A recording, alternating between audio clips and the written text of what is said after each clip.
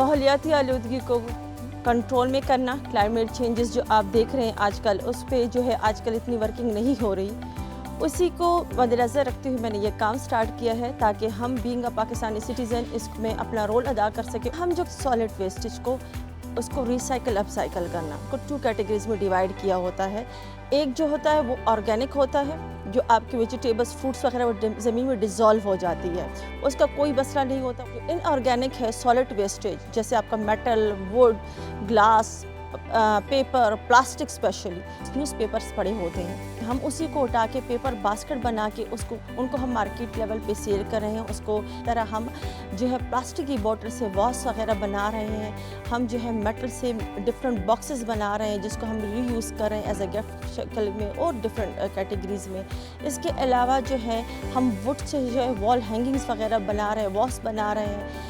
Ice cream sticks को हम use कर रहे हैं, प्लास्टिक की जो स्पून्स वगैरह होती है डिस्पोजेबल, उनसे हम वॉल हैंगिंग बना रहे हैं। हम इन चीज़ों को बना के रिसाइकल अपसाइकल करने के बाद सोशल मीडिया प्लेटफॉर्म पे ऑनलाइन भी सेल करें और ऑफलाइन भी सेल करें।